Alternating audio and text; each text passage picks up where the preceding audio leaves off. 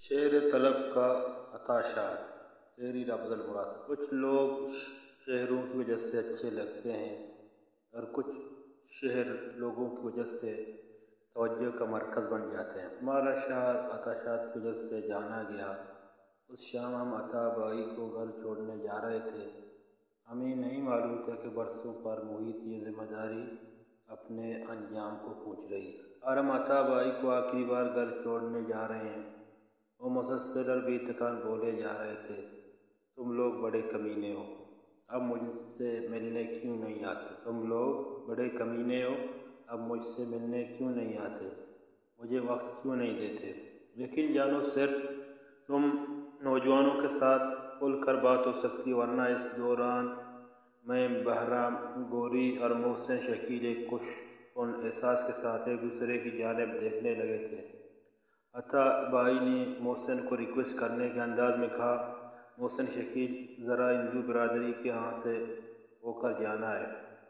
عطا بائی کو انڈیا کی پرانی فلموں سے بڑا لگاؤ تھا، اگرچہ باحیثیت دوست اور بھائی خواہ ہم سب ان کی تلخابی مزاج سے اختلاف رکھتے اور حتی المقدور انہیں اس سے دور رہنے اور کرنے کی کوشش کیا کرتے تھے۔ یہی وجہ تھی کہ وہ ہماری طرف دیکھ کر مسکرائے اور کہنے لگے، سنگاپ کے بعد کی شاعری کو سمیٹ تو لیا ہے، مگر میں چاہتا ہوں کہ تم لوگ اسے ترتیب دو، اسے دیکھو۔ بہرام صاحب اپنی روایتی مسکراہٹ چہرے پر سجائے گویا ہوئے۔ عطا بھائی، یہ آپ کی محبت ہے، ورنہ ہم آپ کی کوئی چیز کیا دے سکتے ہیں؟ عطا بھائی مسکراتے ہوئے کہنے لگے، کچھ بھی ہے، اب بہانے نہیں چلیں گے، یہ کام کر لو۔ میں مر گیا تو تم لوگ بہت پچھتاؤ گے۔ ہم نے پچھتاؤ کی بات کو عطا بائی کا شکوہ تصور کرتے ہوئے بلا دیا، لیکن شاید پچھتاوا ہمارا مقدر بننے جا رہا تھا، سو بن گیا۔ عطا بائی شعر طلب کے سفر پر روانہ ہو چکے ہیں، لیکن ہمارے درمیان ان کی باتیں، ان کا احساس اور ان کی خوشبو آج بھی تازہ دم ہے، اس لیے میں انہیں صیغہ حاضر میں مخاطب کروں گا، وہ تھے، وہ ہیں اور وہ رہیں گے۔ زندگی میں بڑے اور آئیڈیل لوگ جب اتفاق خوش وقتی سے آپ کے قریب آ جائیں، آپ کے دوست بن جائیں، تو نہ چاہتے ہوئے بھی ایک احترام، احتیاط اور تابعداری آپ کا وظیفہ بن جاتی ہے۔ اس اعتبار سے وہ آئیڈیل شخصیت پوری طرح آپ کے سامنے کھل کر سامنے نہیں آ پاتی، جیسے درمیان میں ایک فصیل عائل ہوتی ہے۔ ہم نے عطا بائی کے ساتھ اسی فصیل کو پاٹنے کی کوشش کی ہے، اس میں ہمیں کتنی کامیابی ہوئی ہے، اس کا اندازہ آپ ہماری خوش فہمی سے لگا سکتے ہیں۔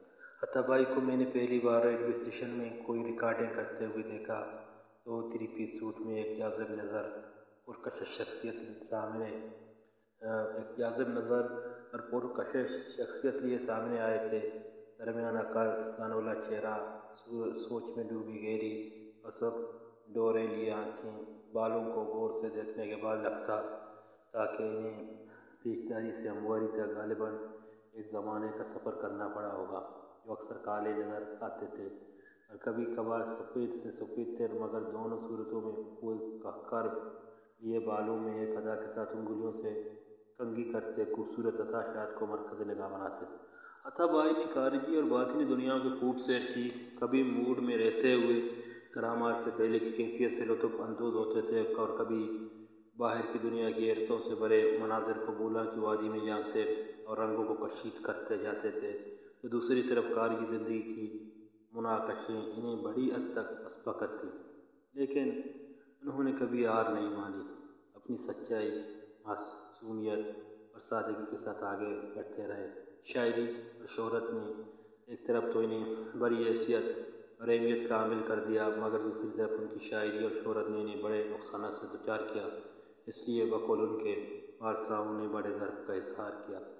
عطا بائی کو بھی شہرت اور بیوکریسی نے جو اذیتیں دیں، ان میں کئی الزامات اور کہیں کافی گری ہوئی حرکتیں ہوئیں، مگر عطا بائی نے اپنے کہہ پیما اور ناسمجھ دوستوں کو جواب میں مسکراہٹیں بکھیر کر اپنے اندر مرنے کے لیے چھوڑ دیا اور اپنے فن و فکر کو آگے بڑھانے میں مگن رہے، لیکن مہربانوں نے دوسری طرف سے حملہ کر دیا اور پھر کہیں دور کھڑے ہو کر تماشا اہل سکون دیکھنے لگے، لیکن دوسری طرف عطا بائی سکونوری میں آگے بڑھ رہے تھے۔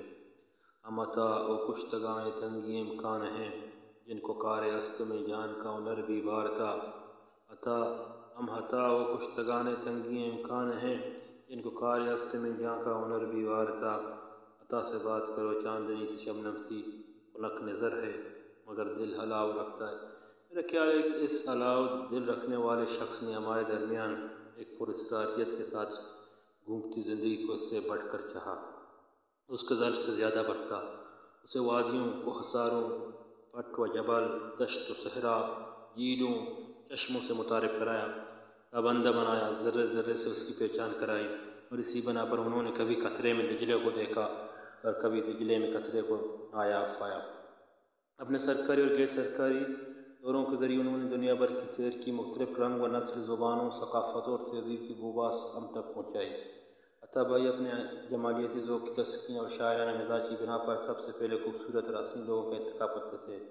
سفر ہو، کوئی سیمینار ہو یا کوئی ٹریننگ ہو، آپ دیکھ لیں عطا بھائی ہمیشہ نہایت ذہین اور خوبصورت لوگوں کے درمیان نظر آئیں گے۔ انہیں دوستی اور محبت کرنے کا فن آتا تھا، اس لیے وہ جہاں بھی جاتے داستان چھوڑ آتے، بلکہ ساتھ میں کئی داستانیں لے کر بھی آتے۔ اپنے ایک آسٹریلین دوست کا ذکر تو انہوں نے آخری ملاقات میں بھی ہم سے کیا تھا۔